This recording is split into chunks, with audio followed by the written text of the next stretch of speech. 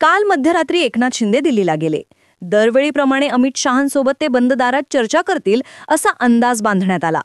पण यावेळी ते थेटपणे पंतप्रधान नरेंद्र मोदींना भेटले. मोदींसोबत त्यांची चर्चा झाली आणि या चर्चेनंतर आपण मोदींशी विकास कामांबाबत बोललो असं शिंदे म्हणाले. खरं तर मध्यंतरीच्या काळात एकनाथ शिंदे यांच्या दिल्लीच्या वाऱ्या वाढल्या होत्या.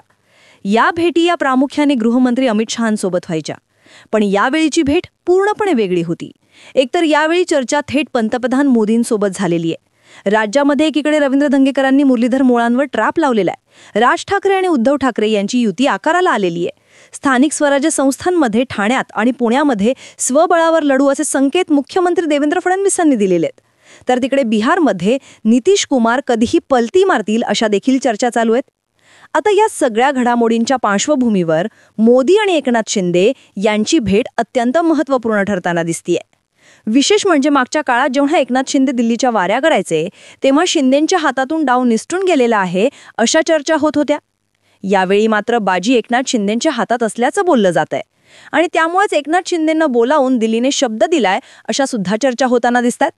असो, बाजी शिंदेंच्या हातात नेमकी आली आहे कशी आणि ही भेट महत्त्वाची का ठरू शकतेय समजून घेऊयात आजच्या या व्हिडिओतनं.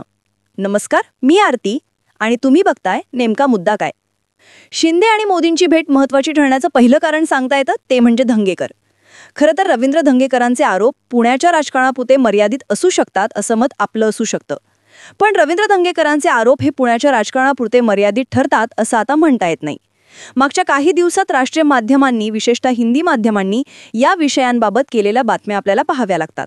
धंगेकरांनी नेमके काय आरोप केलेत, तर जैन बोर्डिंगचा काय विषय अशा बातम्या न होता हिंदी माध्यमांमध्ये अमित शहांच्या मंत्र्यांवर एकनाथ शिंदेंचे नेते टीका करतायत अशा बातम्या लावल्या जात आहेत आणि हाच चर्चेचा विषय ठरतोय. खरं तर मुरलीधर मोळा यांना पहिल्याच फटक्यात मंत्रिपद देण्यात आलं. त्यानंतर मोळांना घेऊन राष्ट्रीय नेत्यांच्या मनात अनेक प्लॅन असल्याची चर्चा झाली. विशेष म्हणजे मोळांना दिलेलं हे मंत्रिपद थेट अमित शहांच्या सहकार खात्याचं राज्यमंत्रीपद होतं. त्यामुळे जिथं जिथं शहांचे दौरे तिथं तिथं मुरलीधर मोळ दिसू लागले. त्यातूनच फडणवीस कोण या चर्चेत मोळांचं नाव सुरू झालं.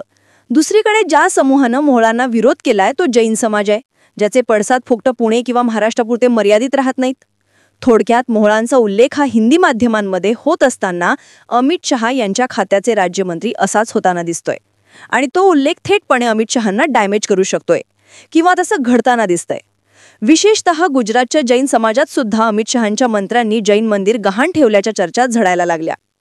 दुसरीकडे रवींद्र धंगेकर हे स्वतः अडचणीत असताना कोणाच्याही पाठिंब्याशिवाय ते मोळांवर टीका सुरू ठेवतील असं म्हणता येत नाही.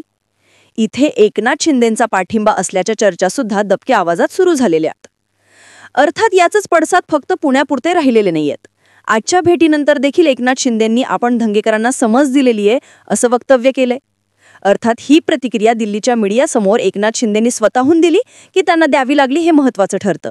असं असलं तरी एकनाथ शिंदेंच्या हातात इथं बाजी आहे असं म्हणण्याचं महत्त्वाचं कारण ठरतं ते म्हणजे गेल्या काही महिन्यांमध्ये एकामागोमाग एक शिंदेचे मंत्री हे डॅमेज होताना आपल्याला दिसत होते. संजय शिरसाट, भुमरे, कदम अशा एकामागोमाग एका नेत्यांची नावंही समोर येत होती आणि त्यामागे भाजपचं बळ आहे अशा चर्चा सुद्धा होत होत्या. आता भाजपचे, विशेषतः फडणवीसांच्या मर्जीतले भाजप नेते रडारवर येताना दिसायला लागलेत. मुरलीधर मोळ आणि रवींद्र धंगेकर या प्रकरणात तरी धंगेकरांनी मोळांना चांगल्याच पद्धतीने डॅमेज केलेला आहे. अर्थात आमचा नंबर लागला तर तुमचा नंबर सुद्धा लागू शकतो हे एकनाथ शिंदेंनी आपल्या कृतीतून दाखवून दिलं का असा प्रश्न विचारला जातोय. पैडप फेडण्याची ही रणनीती एकनाथ शिंदेंची असेलच तर शिंदेंना सहजासहजी रोखता येणार नाही असं म्हणायला वाव मिळतो. अर्थात याच प्रकरणात मोदींची मध्यस्थी ही महत्त्वाची ठरू शकते. दिल्लीचे शिंदे आणि मोदींची भेट महत्त्वाची ठरण्याचं दुसरं कारण सांगता येतं ते म्हणजे जागा वाटप आणि युतीचं पारडं शिंदेंच्या हातात आहे. काही दिवसांपूर्वी ऑफ द रेकॉर्ड बोलताना मुंबईत एकत्रित लढू पण इतर ठिकाणी स्वतंत्र लढू असा पवित्रा फडणवीसांनी घेतल्याच्या बातम्या आल्या. आता मुंबईत शिन भाजप हे एकत्र लढले आणि जरी शिन भाजपची सत्ता आली तरी महापौर आणि जागा वाटप हा महत्त्वाचा कळीचा विषय ठरणार आहे. दुसरीकडे भाजपने ठाणे हे शिंदेंसाठी सोडलं तरी कल्याण, डोंबिवली, वसई, विरार, नवी मुंबई अशा महानगरपालिका महत्त्वाच्या ठरतात. इथं भाजपसोबत लढत तरच शिंदेंना फायदा असणार आहे. मुंबई महानगरपालिकेत शिन भाजपचा पराभव झाला आणि वेगळं लढून इतर महानगरपालिकांवर सुद्धा भाजप एका हाती आली तर मुंबई परिसरातनं सत्ता गमावण्याची वेळ एकनाथ शिंदेंवर येऊ शकते आणि ही गोष्ट शिंदे काहीही करून होऊ देणार नाहीत. थोडक्यात मुंबईसह इतर हरवस ठिकाणी युतीत लढण्यासाठी शिंदे आक्रमक आहेत. मुंबईच्या जागा वाटपाबाबत बोलायचं तर भाजपला मोठा वाटा द्यायला सुद्धा शिंदे तयार नाहीयेत. शिवसेना म्हणून आजही मराठी मतदार आपल्याकडे पाहतो. भाजप आणि ठाकरे यांच्यात निवड करायची झाली तर मराठी मतदार ठाकरेंकडे शिफ्ट होऊ शकतो, पण शिंदे की ठाकरे या पर्यायात तो आपल्याकडे राहू शकतो असं शिंदे केंद्राला कन्व्हिन्स करत असल्याचं बोललं जातं. शिंदे मुंबईत फक्त एकत्र लढण्याचा आग्रह धरत नाहीयेत, तर तिकीट वाटपात समसमान जागा आणि महापौर सेनेचाच या गोष्टींचा सुद्धा त्यांचा हट्ट आहे. अर्थात त्यासाठी सेनेची गरज पटवून देण्यात ते यशस्वी ठरताना दिसून येत आहेत. अर्थात गेल्या 4 महिन्यांपूर्वी ही बाजी शिंदेंच्या हातात नव्हती, पण आज ती शिंदेंच्या हाती आलेली आहे.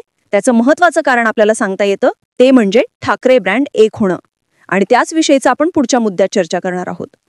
आता शिंदेंच्या हातात बाजी येण्याचं महत्त्वाचं आणि तिसरं कारण दिसतंय, ते म्हणजे राज उद्धव यांची होणारी युती. खरं तर राज ठाकरेंच्या सभांना फक्त गर्दी होते, त्यांना मतं मिळत नाहीत असं भाजपच्या नेत्यांचं मत आहे. पण दीड वर्षापूर्वीच लोकसभेच्या इलेक्शनमध्ये मोदींची जी सभा मुंबईच्या शिवाजी पार्कवर झाली, त्यामध्ये फक्त आणि फक्त राजचा बोलबाला सुरू होता. मोदींच्या सभेत राज यांची हवा झाली होती. भाजपाने अगदी शेवटच्या टप्प्यात राज यांना आपल्या बाजूने मैदानात उतरवलेलं.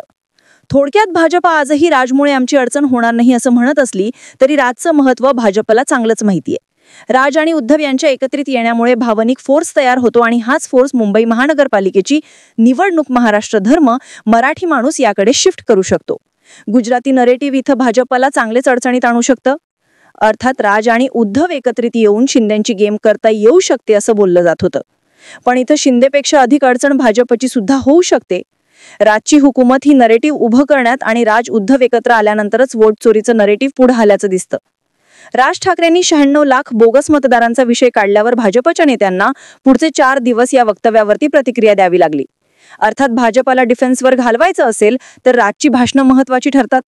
अशा वेळी भाजप जितकं ठाकरे ब्रँड प्रत्युत्तर देईल तितकी इलेक्शन महाराष्ट्र विरुद्ध उपरा या नरेटिव्हकडे खेचली जाईल. अशा वेळी शिंदेचं महत्त्व भाजपसाठी वाढताना दिसतंय. कारण शिंदे हे कधी काळचे ठाकरेंचे नेते, मराठी माणूस, पर्यायाने शिंदे हे ठाकरे बंधूंना अंगावर आणि शिंगावर घेऊ शकतात. आणि हीच गोष्ट डॅमेज होऊ शकत नाही.